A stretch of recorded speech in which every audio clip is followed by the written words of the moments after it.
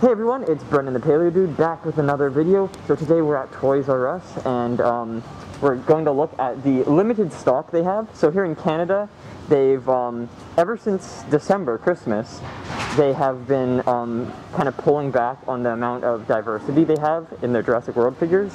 And right now we're stopped in the Animal Planet section. Well, what used to be the Animal Planet section. There used to be all dinosaurs.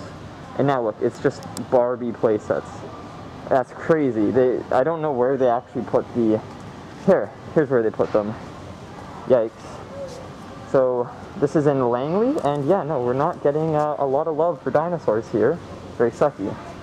I'm also here with my friend off Instagram, Plastic Prehistory, and she recently got this amazing 1997 Herrerasaurus to bring, and we're going to be talking about that in another video, hopefully.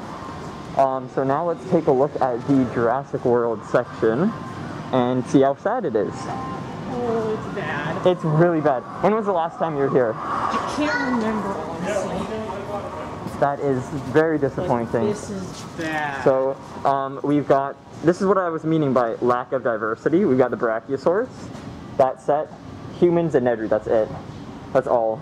Bro, if I was a kid right now. At least it's 25% off. That's pretty decent. Yeah. Though our prices are insanely high here. Yeah. I know in the States you can get those on sale for 12 bucks. And yet. And the brachio's like 50. Thank God I got Joe to get one for like below 50. I think it was 40 on sale. Pain. Only pain. Exactly. Oh God, no restock. Like in the States, they've got the new monolophosaurus out, and they've got the new spinosaurus with that like fresh color. Dang. We got nothing, absolutely nothing.